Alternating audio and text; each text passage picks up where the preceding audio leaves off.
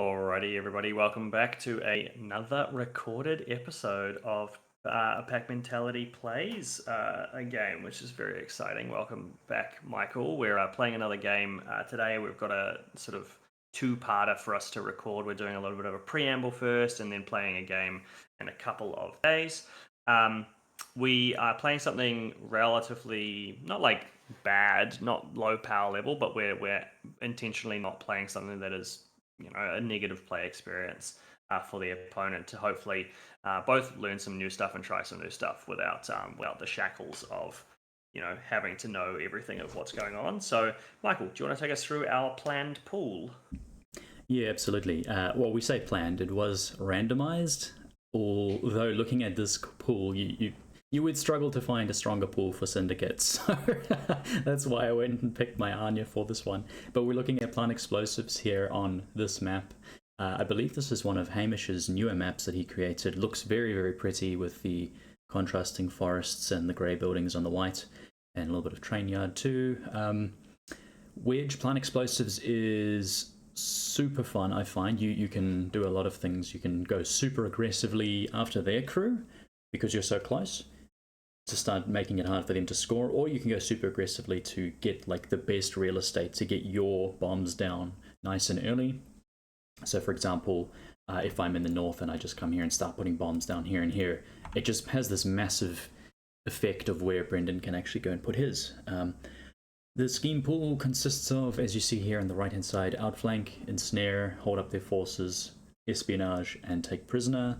So lots of positional based play, which I really like. I think that take prisoner and hold up their forces have a wonderful kind of tit and tat kind of feel, and then lots of other scheme marker based schemes as well, which I'm a big fan of. So I think that this pool has some weak schemes, but in the context of all the schemes together, I think it'll come together to be, I would say, quite interesting. The map itself we can go over in a bit more detail, I suppose. I think this is my second game ever playing on it. We do have Wedge, and I've been given the attacker, so I should probably look at this in more detail. We kind of picked masters before declaring deployment zones, which is a bit naughty, but they all look about even. What do you think from the Som'er perspective for the deployment zones? Yeah, it's always a toughie. I think this map is distinctly very asymmetrical in terms of its aesthetic, but in terms of positional stuff, there are like similarities across all deployment zones. So it really doesn't feel like there's anything too crazy on these flat deployments. I think on your diags, there are notable differences in play, but for the most part, like it's nothing too crazy, nothing too scary. I think your question mark is like looking at this map. There's not a lot of opportunities to shut off unpacks in some way, shape, or form. So I think it more becomes how am I impacting my ability to score with so much of what you wanting to do being either in your opponent's table half or in their deployment zone and things like that. Like there are questions about how you would kind of pick your deployment zone based on that, and whether or not you think that the keyword that you are opting for can achieve enough in this pool, because like you said, plant explosives on wedge is really fun. It's really quite dynamic. So you do need to leave options open, and I think one of the things we often see is people who are successful in pools like this are people who plan strategies from top to bottom. Like they have a really good turn one plan that translates really well into the mid game and then kind of cleans up in the end game. So no, very exciting pool. Very excited to see what we can do with hopefully something a bit different for our watchers. Yeah. Yeah, and I know that when we look at the selections that we've come to, I know for you, the Infinite Soma Gremlin build is definitely on your radar of things you want to try. But then Soma 2, with his scheme marker shenanigans, he feels also quite well placed in this pool. Obviously, you're going to keep both options open, but is there a slight preference you have for one or the other right now? I think in this pool, Soma 2 is distinctly better. Just because of his front of card ability. That being said, I don't know.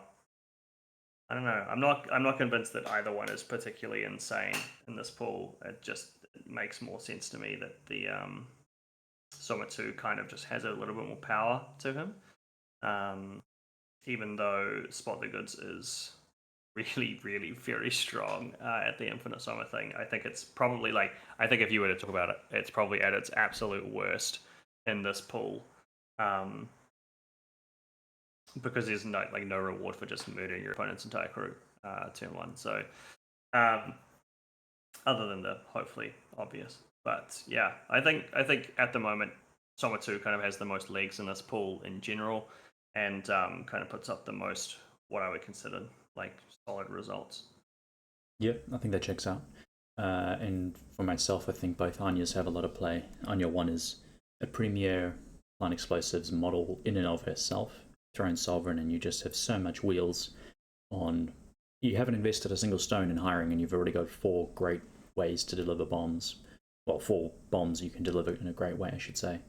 But Anya 2 is superb in the scheme pool, so maybe she comes out. Still haven't quite decided, but the Syndicate keyword these days is so interesting and fun, and I would say quite well placed in this kind of scheme pool that whichever way I bob or weave, I feel like I'm going to have some good tools against whichever dastard sort of Soma build you bring out. Is Jebediah's Big Hat, is that right? He is Big Hat, yeah. Okay, yeah, because then you've also got like the haberdashers, which is kind of an interesting concept around to play in this kind of pool, how schemey it is. I'll be curious to see if you bring him out. I don't know quite how I deal with him in this crew. I don't have much good anti-armor, so remains to be seen. Is it just another Hand of Janus pivot? Probably not. Just revisit Dome Central, yeah. Well, needing the suit just to have anti-armor is like a bit of a rough place to be. Because everything else is like, hey, I got free suits. But Hand of Janus is like, I need a big tome. And it's not an amazing feel. But we'll cross that bridge when we come to it. I think given the deployments I'm looking at here, I'm going to take the bottom deployment as attack hero. So I'll just go ahead and put my Anyas on this train car. Right. I think this is slightly better, and I think I'm choosing this for a couple of reasons. I think that this unpack is not awful for you, like you've still got plenty of real estate, but it does slow you down ever so slightly. And so I think if I was interested in a race to the middle to get that best plant explosives real estate, I'm at a slight advantage here. Like, I can start doing it pretty rapidly. If I went with Anya, for example, she could deploy a bomb as early as activation 1, action 1, just bonus and we're there, which seems good to me. And then the other reason I like it is directly over either side of the middle line here. There's a few more things on my side that kind of like take up space than are on yours. And so one way to view it is like I've got more space just over the line for my stuff to throw the bombs down than you do. Not by a massive amount, but by a small amount, which maybe I'm overvaluing that, but that seems to be like pretty solid. I think that's a pretty sound line of reasoning. I think like you could relatively easily reason that, like I have fewer things getting in the way of me crossing the center line across different axes, but I think that matters a lot less on which.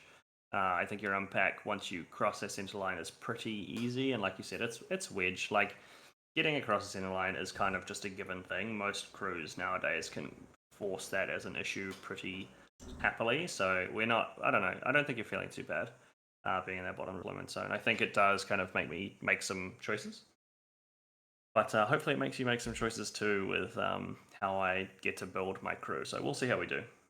Yeah, I really like the dynamic of like your deployment zone might have this giant thing here in the middle, so you kind of have to decide who's going either side of it, which is good for me. But the trade-off is if you do start sending models down this flank, I've got this giant thing here to contend with, and the only way I can get past it is if I'm going the really long route around, or if I'm going all the way up through here, in which case the rest of your crew can come through this way to challenge me on that, which I actually kind of like that dynamic. So it offers a bit of nuance to it, and it's not quite as straightforward as one deployment zone, like massively stronger than the other. I don't think that this one is that much stronger than yours. I just feel like I have a few more options, and I like giving myself options, so I guess that's nice.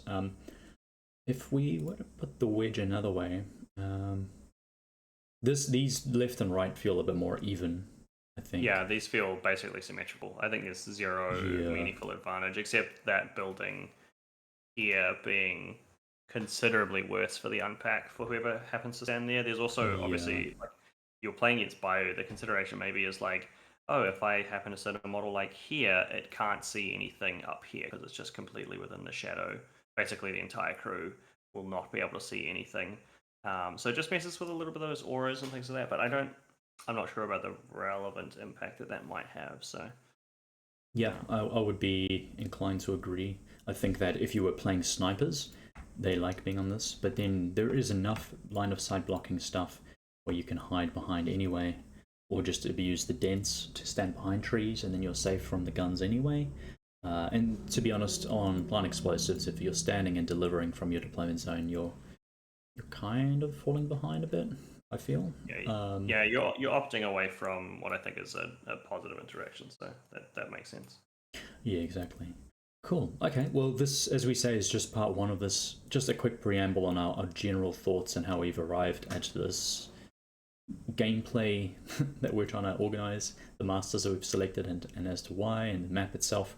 We'll be playing this game itself in a couple of days' time, and then we'll post its accompanying match report, which possibly we'll live stream if we decide we would like to do Yeah, that. it works out. Yeah. Otherwise, we'll record it. But in either event, that'll be our part two to this game, and will also be up on the YouTubes. So, thanks, YouTube.